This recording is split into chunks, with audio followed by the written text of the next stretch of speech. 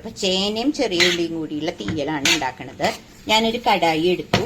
അതിൽ ഞാൻ കുറച്ച് വെളിച്ചെണ്ണ ഒഴിച്ചു. പിന്നെ ഞാൻ ചേന കട്ട് ചെയ്ത് കഴുകി വെച്ച ചേന ഇട്ടു, ചെറിയ ഉള്ളി ഇട്ടു. ഒന്ന് നന്നായിട്ട് വെളിച്ചെണ്ണയിൽ ചെറുതായിട്ടൊന്ന് വഴറ്റി കൊടുത്തു. അത് ടേസ്റ്റ് കൂടുതലാവാൻ വേണ്ടിയിട്ടാണ്. ഇതെല്ലാവരും ചെയ്യുന്നുണ്ടാവില്ല. ഞാൻ എപ്പോഴും ടേസ്റ്റിന് ഇമ്പോർട്ടൻസ് കൊടുക്കണോണ്ടാണ് ഞാനിങ്ങനെ ചെയ്യണത്. കണ്ടില്ലേ, ഇതിങ്ങനെ കുറച്ച് നേരം വഴറ്റി കൊടുക്കും. അപ്പോൾ ഇതൊന്ന് വഴറ്റിയ ശേഷം ഞാൻ നിങ്ങളെ കാണിച്ചു തരാം. ഓക്കെ, ഇവിടെ ഞാൻ പറഞ്ഞില്ലേ, ഞാൻ പലതും കുക്ക് ചെയ്യുന്നുണ്ട്, അതുകൊണ്ടാണ് കേട്ടോ ഇങ്ങനെ കാണിക്കണത്. ഇവിടെ ഞാൻ ചേനത്തീയൽ ഉള്ളിത്തീയലിന് വേണ്ടിയിട്ട് ചേന വെളിച്ചെണ്ണയിൽ ഉള്ളിയും കൂടി ഇട്ടിട്ട് വഴറ്റാൻ വെച്ചിട്ടുണ്ട്. അപ്പോൾ അത് വഴറ്റിക്കൊണ്ടിരിക്കുകയാണ്. അതെങ്ങനെയാ വഴറ്റേണ്ട ആ ഒരു അളവ് മനസ്സിലാക്കണേന്ന് വെച്ചാൽ, കണ്ടില്ലേ, നമ്മുടെ ചെറിയ ഉള്ളി കാണുമ്പോൾ ചെറിയ ഉള്ളി ഇട്ടാൽ അത് മനസ്സിലാവും പെട്ടെന്ന്. ചെറിയ ഉള്ളി ഒന്ന് വാടി തുടങ്ങിക്കഴിഞ്ഞാൽ നമുക്ക് ഈ വഴറ്റൽ നിർത്താം. ഇത് ടേസ്റ്റ് കൂട്ടാൻ വേണ്ടിയിട്ടുള്ള ഒരു ടിപ്പാണ് കേട്ടോ. ഓക്കെ, അപ്പോൾ അത് കഴിഞ്ഞിട്ട് ബാക്കിയുള്ള സ്റ്റെപ്പ് ഞാൻ കാണിച്ചു തരാം.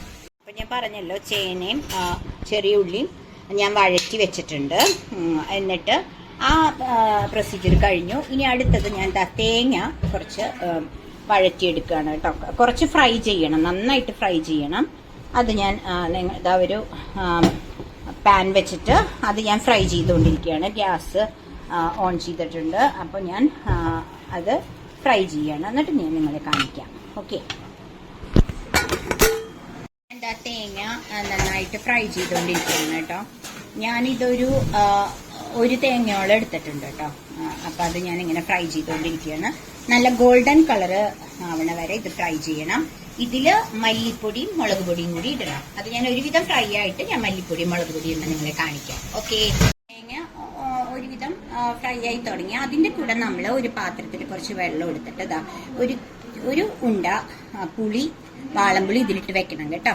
ഓക്കെ, ഇപ്പോൾ ഇതിങ്ങനെ ഫ്രൈ ആയി തുടങ്ങി. അപ്പോൾ ഞാൻ അതിലേക്ക്, ഞാൻ പറഞ്ഞില്ലേ, എൻ്റെ മല്ലിയും മുളകും കൂടി പൊടിച്ചു വെച്ചതാണ്. അതൊരു 3-4 സ്പൂണ് ഇടണം.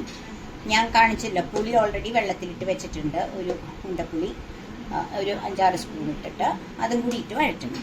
ഓക്കെ, ഞാനത് മല്ലിയും മുളകും ഇട്ടിട്ട് തേങ്ങ നന്നായി വറുത്ത് എടുത്തു. അപ്പൊ ഗ്യാസ് ഓഫ് ചെയ്തു. അപ്പൊ നിങ്ങൾ വിചാരിക്കുന്നത് എന്താ ഇങ്ങനെ വൈറ്റ് കളറിൽ കിടക്കണേന്ന്? കാരണം ഞാൻ എപ്പോഴും എൻ്റെ മെയ്ഡ് ആശച്ചേച്ചി എനിക്ക് തേങ്ങ ചിരവി വെച്ചിട്ട് പോവും. അപ്പൊ ആ തേങ്ങ തീർന്നു. അപ്പൊ ഞാൻ എന്താ ചെയ്യാന്ന് വെച്ച് കഴിഞ്ഞാല്, ആശച്ചേച്ചി തേങ്ങ ചിരവി വെച്ചിട്ട് പോവും. അപ്പൊ എൻ്റെ തേങ്ങ തീർന്നപ്പോൾ ഞാനത് കൊത്തി എടുത്തിട്ട് മിക്സിയിലിട്ടിട്ട് ഒന്ന് ക്രഷ് ചെയ്തെടുത്തിട്ടാണ് വറുത്തെടുത്തത്. അതുകൊണ്ടാണ് കേട്ടോ ഇങ്ങനെ ചെറിയ ഇങ്ങനത്തെ പീസൊക്കെ കിടക്കുന്നത്. ഇനി ഇത് അരച്ചെടുക്കുമ്പോൾ ഇത് നോർമലായിട്ടിരിക്കും. ഓക്കെ, അപ്പം ഞാൻ ഇത് അരച്ചെടുത്തിട്ട് വരാം. മിക്സി പാത്രത്തിലേക്ക് തേങ്ങയും മല്ലിയും മുളകും കൂടി ഇത് തേങ്ങ വറുത്തത് ഞാൻ എടുത്തിട്ടുണ്ട്. ഇനി അരച്ചിട്ട് വരാം ഞാൻ. ഓക്കെ, അപ്പം നമ്മൾ കണ്ടില്ലേ, ആ ചേന ഞാൻ കടായിലുള്ള ചേന ഞാൻ കുക്ക് ചെയ്യാൻ വേണ്ടി കുക്കറിലേക്ക് ഇട്ട് കുറച്ച് വെള്ളം ഒഴിച്ചിട്ടുണ്ട്. ഉപ്പും മഞ്ഞപ്പൊടി ഇട്ട് വേവിക്കുകയാണ്. ഓക്കെ, എന്നിട്ട് ഞാൻ നിങ്ങളെ കാണിച്ചു തരാം. ചേന വേവിച്ചു. എന്നിട്ട് ഞാൻ പറഞ്ഞില്ലേ, ഞാൻ അടുത്തത് ചെയ്യാൻ പോകുന്നത്. അപ്പൊ ഞാൻ ചേന കുറച്ച് ഉപ്പിട്ടിട്ടാണ് കേട്ടോ വേവിച്ചേക്കണത്. അത് കുഴപ്പമില്ല. അതാ നല്ല മഷി പോലെ ഞാൻ അരച്ച് വെച്ചിട്ടുണ്ട്. അത് ഇതിലേക്ക് ഒഴിച്ചു. എന്നിട്ട് കുറച്ച് വെള്ളം എടുത്ത് ഒഴിക്കട്ടെ കേട്ടോ. കുറച്ചും കൂടി വെള്ളം ചേർക്കാം അതില്.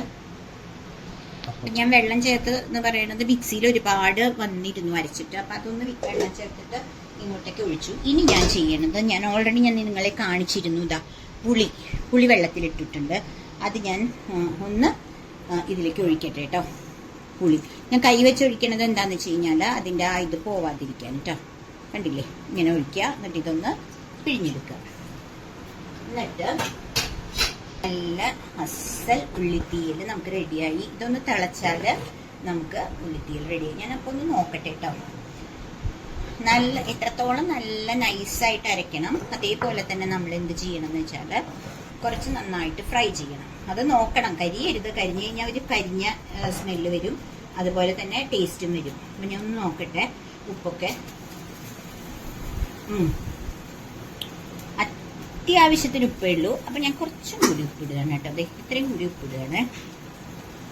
അത്രയും ആവശ്യമുള്ളൂ. അപ്പം ഇതൊന്ന് തിളക്കട്ടെ. എന്നിട്ട് ഞാൻ നിങ്ങളെ കാണിച്ചു തരാം. ഞാൻ പറഞ്ഞില്ലേ, ഉള്ളിത്തീയൽ തിളച്ചു തുടങ്ങി, ചെറുതായിട്ട് പത വന്ന് തുടങ്ങി. അപ്പോൾ ഉള്ളി മാത്രമല്ല കേട്ടോ, ഉള്ളി ചേന തീയൽ, ചേന വിത്ത് ഉള്ളി തീയലാണ്.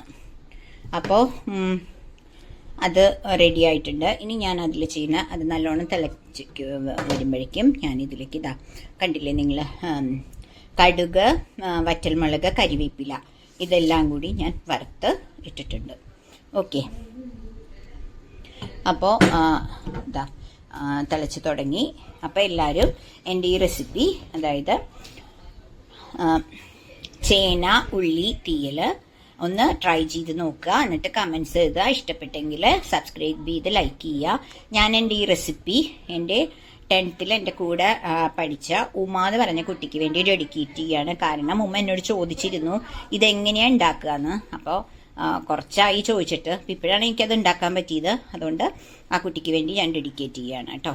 അപ്പോൾ എല്ലാവരും ദേവി കൃപ ചാനൽ കാണണം, സബ്സ്ക്രൈബ് ചെയ്യണം, ഷെയർ ചെയ്യണം, ലൈക്ക് ചെയ്യണം. അപ്പോൾ അടുത്തൊരു വീഡിയോയിൽ വരുന്നവരെ ബായ്.